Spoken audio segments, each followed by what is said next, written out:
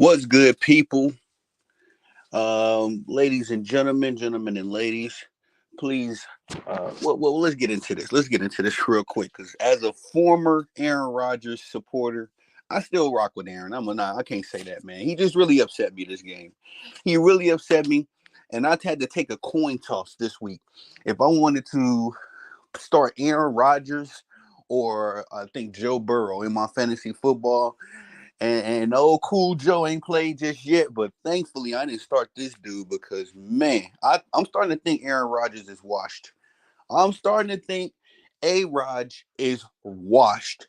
Respectfully, this comes from a Packers fan that watched this man destroy the NFL, for the lack of the better, for 20 years. He was one of the most elite quarterbacks in the NFL for 20 years.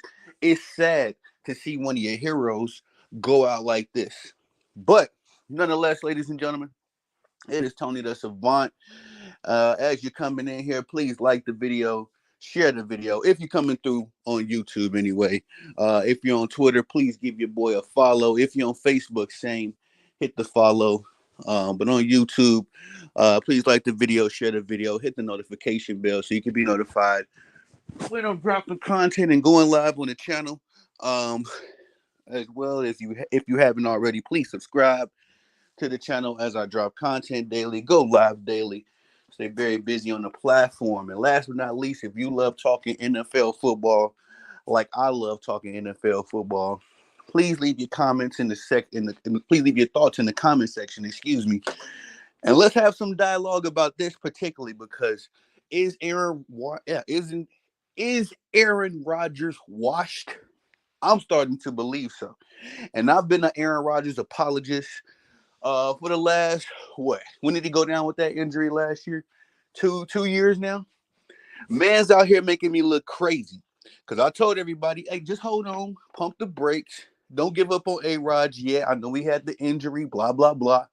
But let's just wait and see, what he do when he comes back. I felt like he still had a little bit, a little bit more juice in the orange. But nah, man. Nah. And here's the thing. Here's the kicker and all of this. Here's the punchline. Aaron Rodgers with the Packers. Let me see what his record was. I recall us destroying the Packers for the most part. Aaron Rodgers. Hold on. I had to pull out the laptop, y'all, because record versus Packers. Real quick. I mean, not Packers, excuse me. Vikings. Let's see. 17-11. And I remember I think it was Zimmerman, Mike Zimmerman. When he was the defensive coordinator or the head coach there, he gave Aaron Rodgers some trouble during his tenure. But other than that, Aaron Rodgers had a fairly dominant record against the Minnesota Vikings while he wore a Green Bay Packers jersey. And this game, man, it's just, I figured he was going to slice him and dice him like the days of old. If there was ever a game where Aaron Rodgers would get comfortable, I figured it would be against an NFC North team. The Jets got to face the Bears, and now all of a sudden, I don't think Aaron Rodgers is going to do as well against the Bears as I would have thought he would. But yeah, man, I took a coin toss, literally took a coin toss, and ended up rocking with Joe Burrow in my fantasy football league, and I'm just happy. I usually don't leave things to chance like that, but I'm happy that I did not uh, start Aaron Rodgers, man, because he looked washed this game. Now, I will give him a caveat. There are some concerns with this offensive line. The offensive line, it's not very. I don't know what's wrong with the Jets' offensive line. I'm gonna be honest, man. Uh, uh, Aaron had very little time to work, and it's also a problem. It seems to me with injuries on this team. All of the big name guys seem to be getting nicked and knocked up, including Aaron Rodgers, as he went down for a little bit there with a injury scare. But I don't understand this, man. Aaron looks washed, man, and I'm not trying to be, what do you call it, hyperbolic. He looked like he's 40 years old out there, man. But let's go over these stats real quick so you all can get a picture. If you didn't get to see the game, this was actually an early game on the NFL Network this week. And look, oh yeah, Joe Burrow. Now we get to work. Now we at work. Joe is his game just kicked off. But anyway, this was an early game, and I kind of like this. I like when the NFL does this. For me, I'm on Mountain Time, so the game started at 7:30 in the morning, y'all. Like I could imagine if I was out there on the Pacific, starting at 6:30. But nonetheless, this game started early. I had to set my alarm clock, get up, get my coffee and my breakfast, and get locked in. So it was. I like when the NFL starts a little bit earlier. Just me as an NFL fiend, I don't mind this. And it was on the NFL Network. Just for those who you might have you might just be waking up. You know what I mean, getting ready for the regular slate of the games that usually typically start at 12 Eastern time, 1 o'clock Eastern time. Um, Sorry, I'm getting my setup. Um, but this game started a little early, and it's kind of like the appetizer to our regular schedule early games. But I like when the NFL does this. For me personally, just get some earlier action. But this game again, man, the Vikings look dominant. Not even. I can't even say the Vikings look dominant. The defense looked good. They rushed and sacked Aaron Rodgers all game long. Um, on the offensive side, Sam Darnold, who's been looking like Clark Kent himself. That's the government name of Superman. He looked a little bit more pedestrian this game, but his defense was able to do their part, hold him down.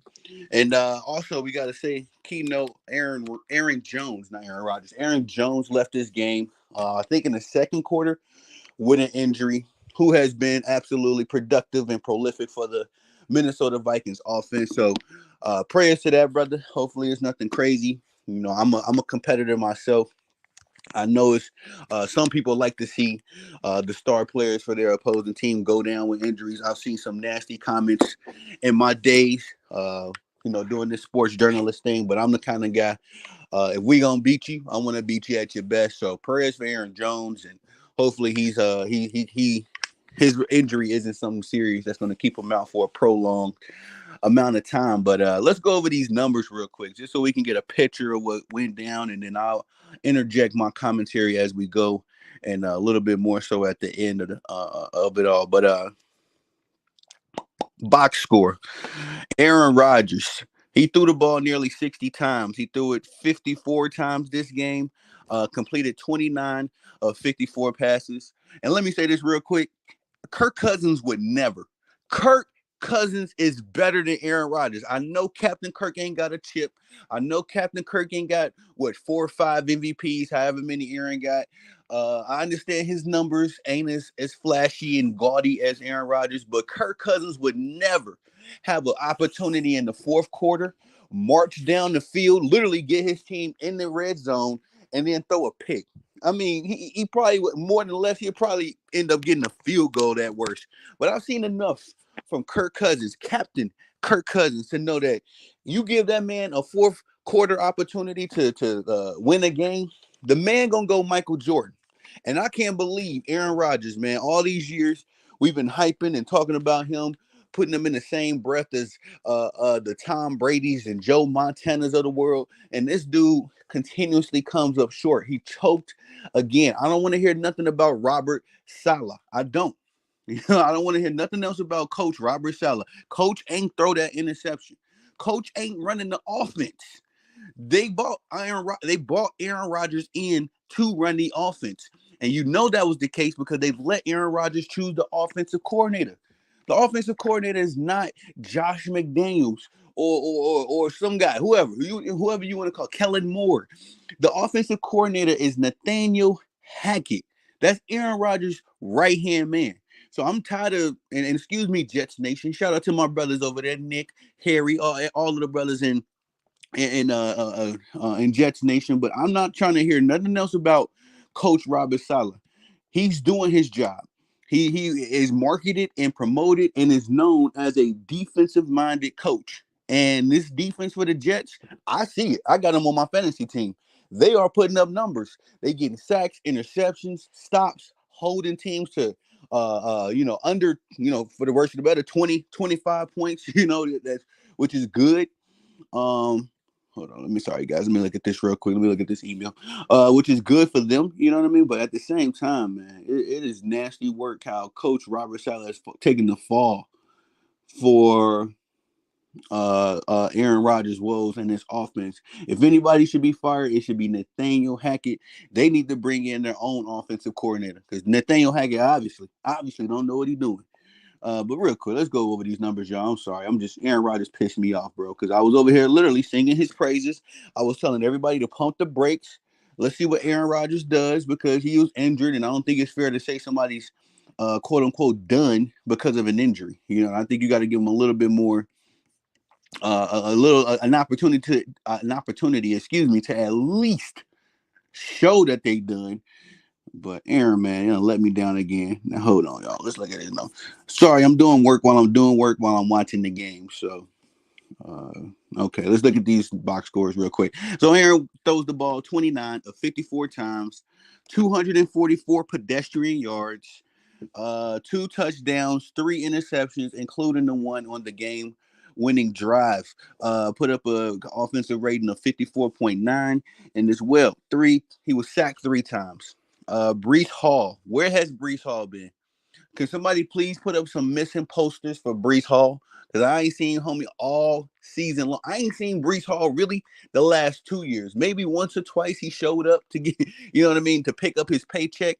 But outside of that, Brees Hall has been an embarrassment, man. You know what I mean? And again, you got to we got to put a lot of these woes on the offensive line. I think a lot of people, it's not enough blame placed on defensive and offensive line. Sometimes on the defensive line, a lot of times people, kind of go at the defensive lineman, blah blah blah. But at the same time, the offensive line for these New York Jets, it's not looking good, man. They look very pedestrian out there, and I gotta look at the advanced stats for this offensive line because they got a number of penalties. They not protecting nothing to nobody.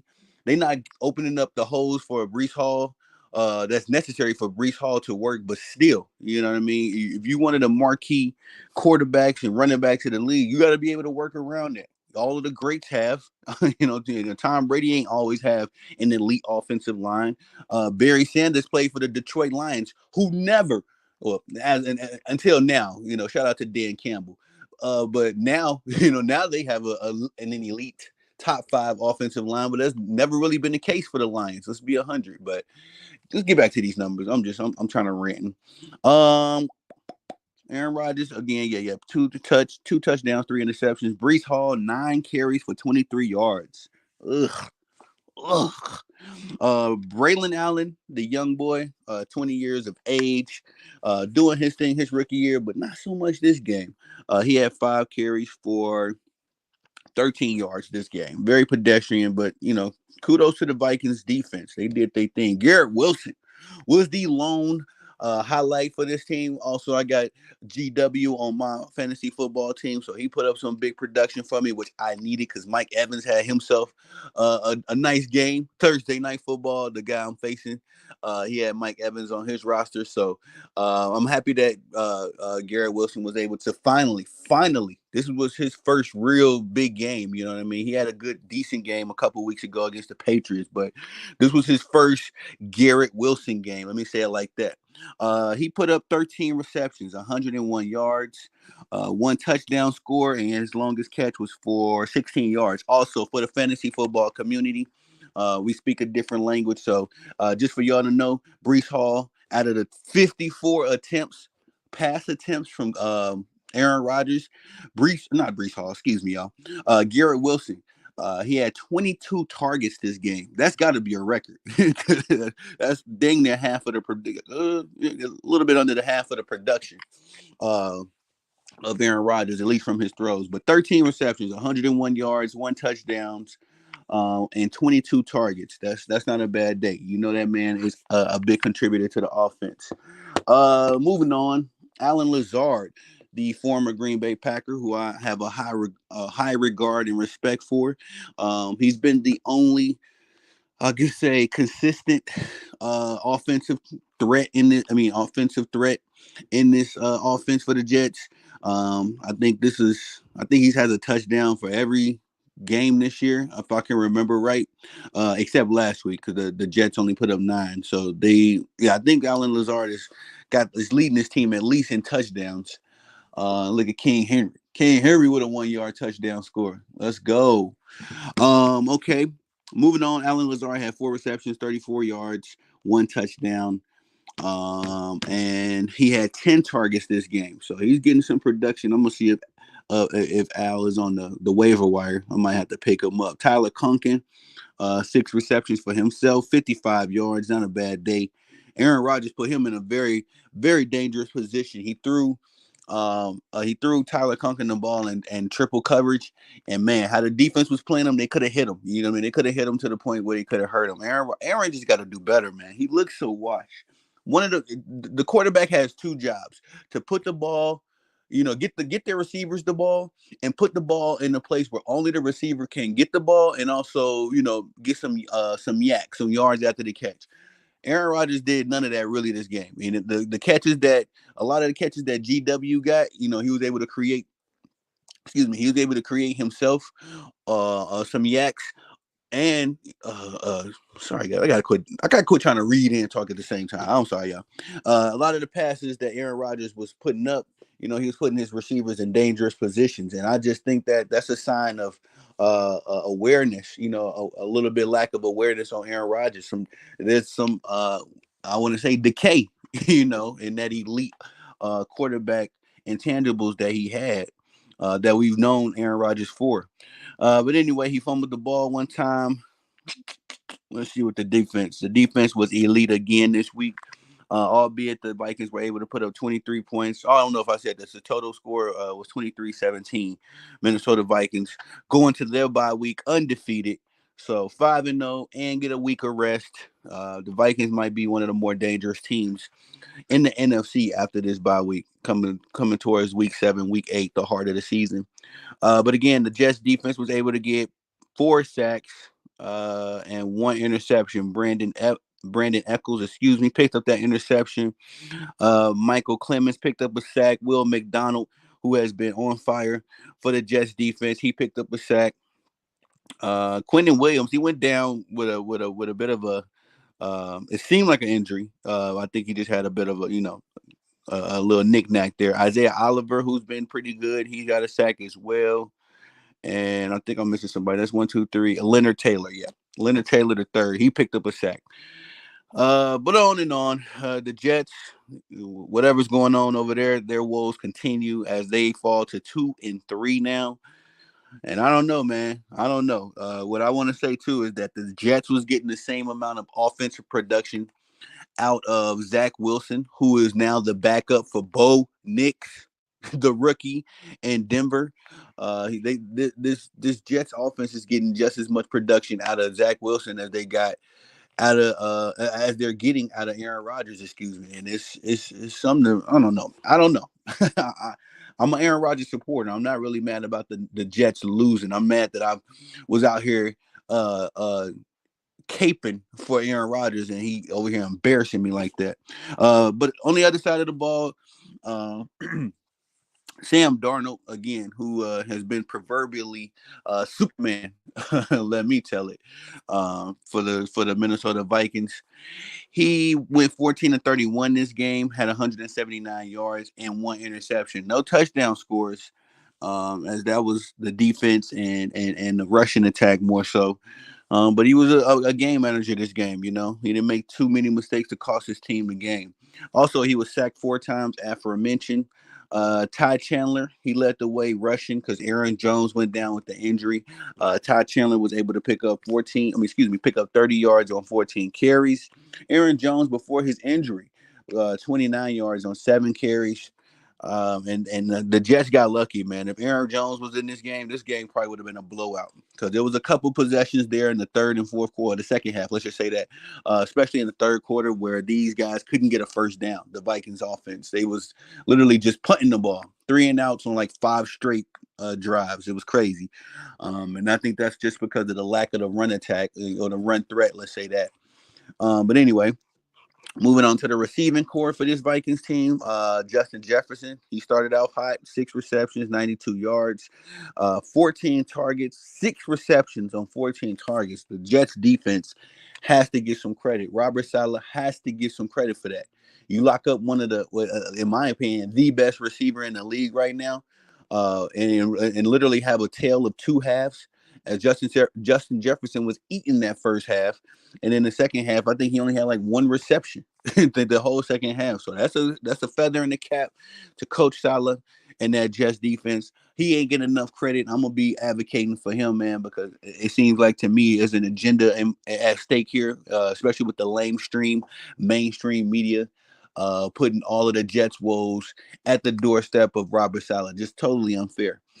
This defense of the Jets has been elite, and like I said, I got them as my fantasy football defense. They are ranked number 8 in fantasy football, so I know if I look at their stacks across the board, they doing their thing there as well. Moving on, Justin Jefferson, 6 receptions, 92 yards, 14 targets. Jordan Addison, who had a big game last week against my Packers, was a little bit more quieter this game. He had 3 receptions, 36 yards, on 8 targets. Um, let's move on down. That's pretty much all there is to talk about for the receiving core. The Vikings defense, man, it says 3 sacks.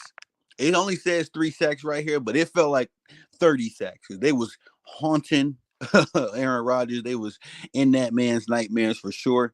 But Harrison Smith was able to get a sack. Ivan Pace, who had a bit of a little scare, an injury scare there, but he was able to get back up and play some football. He had a sack as well. Harrison Phillips was able to get a sack as well. Interceptions for the Minnesota Vikings defense, who to their credit, they've been pretty good this season as well. They put 3 interceptions on Jordan Love's resume last week. But they put 3 on the legend, Aaron Rodgers as well, as Andrew Van Ginkle, excuse me. He had an interception. He actually had a pick 6, ran that John back for 63 yards. Come on, A-Rod. And like I said, I'm happy, but I'm not happy because I would have started it. I was this close to starting Aaron Rodgers in fantasy football. I was this close, y'all. I went to bed about 2, 3 in the morning, and the game started at, well, again, 6:30 on Pacific time, 7:30 my time. And so I got up at about 6:45 just to get ready for the game again. And that's when I subbed Aaron Rodgers out. I was like, I just got a feeling. Yeah, I just had a feeling. And I'm very much so all week I thought Aaron Rodgers was going to probably go off. I just had a feeling this morning while the coffee was brewing. But anyway, Andrew Van Ginkel, he had an interception. Stephon Gilmore had an interception. And Cameron Bynum had an interception. Stephon Gilmore almost cost these dudes the game, man. He picked up a very ugly pass interference. Against Garrett Wilson, which is not an easy assignment to guard and stop Garrett Wilson for sure. But still, you know what I mean? You got to do better. You the vet. They brought you over here. He played very well for the Dallas Cowboys. I know for sure last season, but got to do better. Got to do better.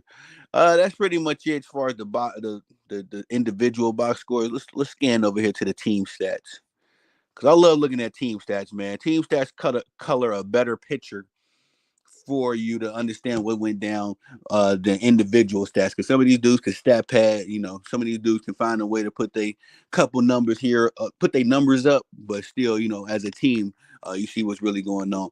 Watch when he gets in the post-game interviews, he's going to blame the coach somehow, some way. That's a fact, Hefe. Shout out to you, brother. Thanks for pulling up to the chat.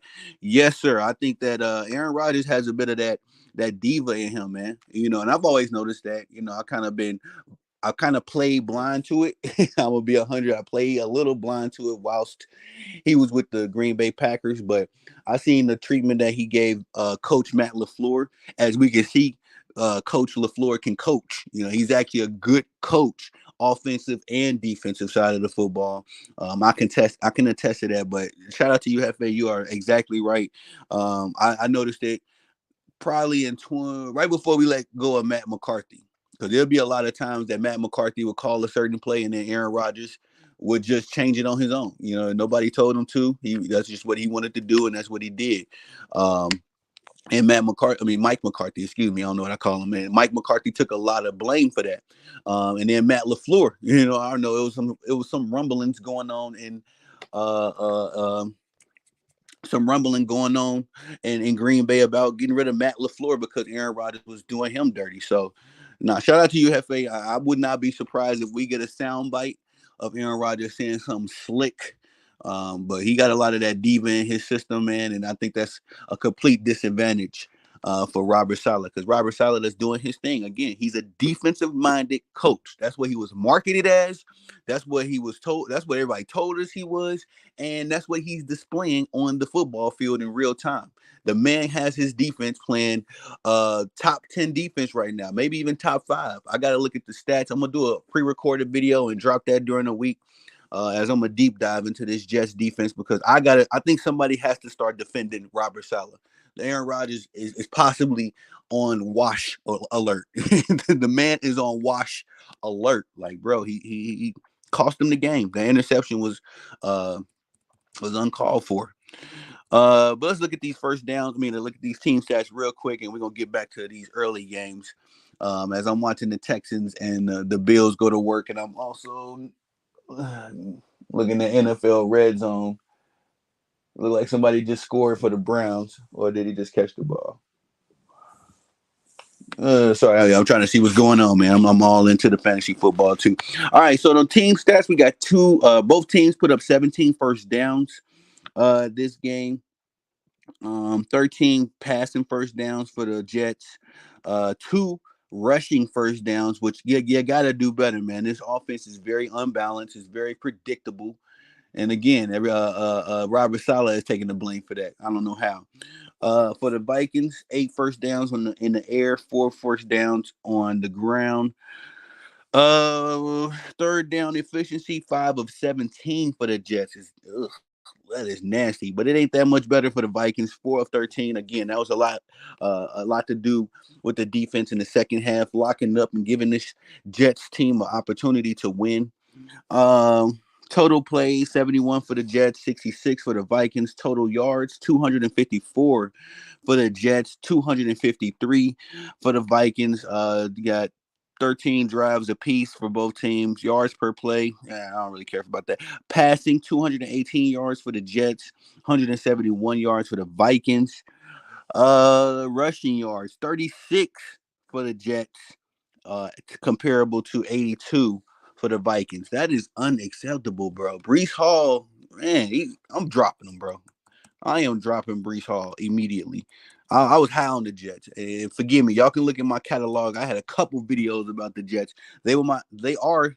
I can't jump off the wagon just yet because it's still early, and there's still a lot of things in the mix. But AFC, for the AFC, they were my dark horse to win the NFC, the Super Bowl. Excuse me. I forget who I had. If the AFC, the Kansas City Chiefs, yeah. If the Chiefs fumbled the ball any kind of way, no pun intended, then I had the New York Jets sneaking in there. But I ain't so sure no more, man. I am not so sure anymore. 36 yards again rushing for the Jets, to 82 for the Vikings. Um, Penalties, which is always a key stat for me. 8 penalties for the Jets, to the 11 for the Vikings. So the Vikings made more mistakes, but were able to play disciplined enough in this game. Time of possession, 30 minutes and 37 seconds for the Vikings, 29 minutes and 23 seconds for the Jets. So what's good? What's good, Penguin? Vikings lucked out, to be honest. Uh, and what's good, Tony? What's good, Penguin? Shout out to you, brother. Make sure y'all swing by Penguin Productions channel and drop a subscription over there as well. Yeah, they definitely lucked out. They lucked out. They will be going into their bye week, undefeated, 5-0. Get some rest, and recalibrate um, that offense, because again they struggled a little bit this game, but the defense was able to hold their own on their side of the football. And again, this game falls on Aaron Rodgers. I don't want to hear nothing about Robert Saleh. I don't want to hear nothing about. I'm gonna say this: Aaron Rodgers and Nate Hackett. They both divas. Nate Hackett is a diva. Aaron Rodgers is a diva. Both these fools were brought into this organization to run the offense. I don't want to hear nothing about Robert Saleh. Me personally, and I know I don't want to come at my brothers in Jets Nation directly, because they blame Robert Saleh a little bit for this. But for me, from what I'm looking at this team, Robert Saleh has this team, this defense playing all worldly, and that's with some banged up dudes. That's without, excuse me, Hassan Reddick, who is still in the contract negotiations. We are well into this NFL season, and they still are without one of their best pass rushers. They lost Jermaine Johnson for the season. I believe he tore an Achilles or something like that as well. But nonetheless, another one of their star pass rushers without him. He's coaching up Will McDonald and Quentin Allen and Quentin Williams and Quincy Williams, coaching these boys up. Sauce Gardner, who is not 100%, but still out there locking up Justin Jefferson for an entire second half. I don't want to hear nothing about Robert Saleh. He is doing his job. He hired Nathaniel Hackett and brought in Aaron Rodgers for this reason. And if y'all don't know the drama that went on with Nathaniel Hackett and the Broncos and Aaron Rodgers, just go read the articles, man. It's a little bit more than just what's going on with the Jets. These two brothers are divas, and I'm saying that as two. These were two members of my Green Bay Packers at one point in time, but. Nonetheless, let's get back to NFL Sunday. We got some fresh games just kicking off. Jets and Houston Texans are going at it. I'm paying a close attention to this AFC North matchup between the Broncos, the Ravens and the Bengals. Talking too fast. And I'm going to tap back in after the early games are done. Penguin, make sure you pull up, brother. Let me know what your thoughts is on these games as well. But for sure, the Vikings eked out. They lucked out. They getting out of London with an undefeated record. Going into the bye week, get some rest, and we'll see what the Vikings can do in week 7 when they get back to it. So thank y'all for pulling up. On your way out, like the video, share the video, hit the notification bell so you can be notified when I'm dropping content and going live on the channel as well. If you haven't already, please subscribe to the channel as I drop content daily, go live daily, stay very busy on the platform. And last but not least, please leave y'all's thoughts and opinions in the comment section, especially if you like to talk some NFL football and fantasy football like I do. Please leave your thoughts and opinions in the comment section. Let's have some dialogue about that. I am Tony the Savant. Thanks for the love and support. Peace.